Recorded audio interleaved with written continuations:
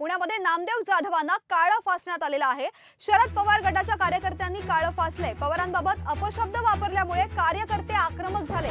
काँग्रेस पक्षाचे खासदार राष्ट्रवादी काँग्रेसचे खासदार शरद पवार यांच्याविषयी अपशब्द बोलल्याप्रकरणी नामदेवराव जाधव यांना राष्ट्रवादी पक्षाच्या कार्यकर्त्यांनी काळं फासलेलं आहे। पवार यांच्याविषयी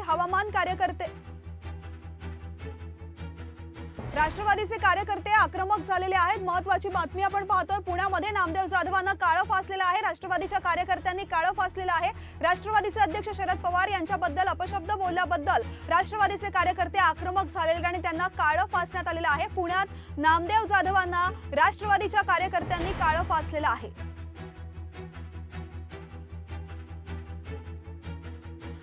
राष्ट्रवादीच्या शरद पवार गटाच्या कार्यकर्त्यांनी नामदेव जाधवांना काळं फासलेलं आहे। शरद पवार यांच्याबद्दल अपशब्द बोलल्याबद्दल आक्रमक भूमिका घेत राष्ट्रवादीच्या शरद पवार गटाचे कार्यकर्ते आक्रमक झाले आणि त्यांना काळं फासलेलं आहे। एक लक्षात घ्या, माझ्या तोंडाला डांबर फासलं काय आणि माझ्या तोंडाला काळं फासलं काय, मूळ प्रश्न परत तिथेच राहणार आहे। आणि जर असं काही गैरकृत्य कुठल्या राजकीय पक्षाच्या गटाने केलं तर त्यांनी समजून जायचं की ते फुले शाहू आंबेडकरांचं नाव घेण्याच्या पात्रतेचे राहत नाहीत। आणि नंबर 2 गोष्ट, ज्याच्या तोंडाला तुम्ही काळं फासाची गप्पा मारताय ना, तो जिजाऊंचा वंशज आहे, जाधवांचा वारसदार आहे आणि औरंगजेबाला सुद्धा या मातीत गाडलेल्या जाधवांचा तो DNA। त्यामुळे अशी धमकी किमान महाराष्ट्रात तरी जाधवांना कोणी देणं हे मला वाटतं डेंजर काम आहे आणि याचे परिणाम भविष्यामध्ये पडसाद पडतील। कारण शिवाजी महाराजांची जयंती जगभर होणं या कार्यक्रमाला जर विरोध असेल तर यांची वैचारिक पातळी आणि बौद्धिक क्षमता कुवत तपासली गेली पाहिजे। तर पुण्यातली ही धक्कादायक बातमी आपण पाहतोय। राष्ट्रवादीच्या शरद पवार गटाचे कार्यकर्ते आक्रमक झालेले आहेत। त्यांनी नामदेव जाधवांना काळं फासलेलं आहे। राष्ट्रवादी काँग्रेसचे कार्यकर्ते आक्रमक झालेले आहेत शरद पवार गटाचे आणि त्यांनी नामदेव जाधवांना काळं फासलेलं आहे। शरद पवार गटाच्या या कार्यकर्त्यांनी त्यांना काळं फासलेलं आहे। शरद पवार यांच्याबद्दल चुकीचं विधान केलं, अपशब्द वापरल्यामुळे कार्यकर्ते आक्रमक झाल्याचं पाहायला मिळालं।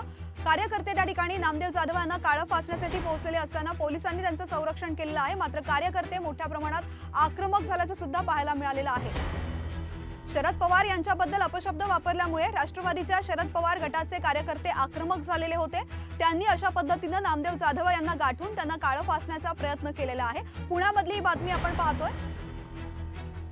शरद पवार यांच्याबद्दल अपशब्द वापरल्याबद्दल नामदेव जाधव यांच्या विरोधामध्ये राष्ट्रवादीच्या शरद पवार गटाचे कार्यकर्ते आक्रमक झालेले होते। या कार्यकर्त्यांनी त्यांना काळं फासण्याचा प्रयत्न केला।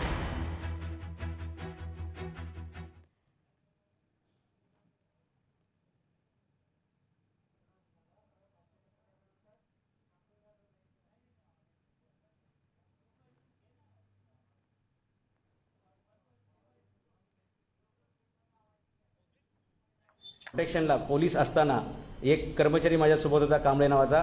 त्या माणसाने जीवा मालेसारखं आज काम केलं आणि त्यांनी एकट्याने माझा बचाव करण्याचा प्रयत्न केला।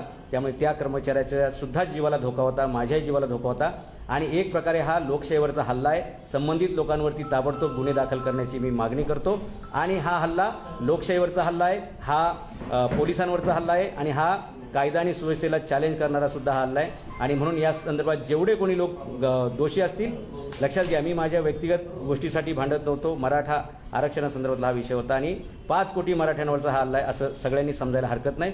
पुढील गोष्टी मी आपल्याशी संवाद करेन। आम्ही CP ऑफिसला पण जातोय आणि या संदर्भात कायदेशीर कारवाई आपण करणार आहे आणि मी या संदर्भामध्ये कार्यकर्त्यांना जबाबदार धरणार नाही। यासाठी पहिले FIR मध्ये नाव हे शरद पवारांचं असणार आहे आणि दुसरं नाव रोहित पवारांचं असणार आहे आणि या दोघांची आमदारकी खासदारकी कॅन्सल करण्यासाठी मी प्रचंड मोठं पाऊल उचलणार आहे आणि हा गुंडागर्दीचा कार्यक्रम या महाराष्ट्रामध्ये चालू देणार नाही।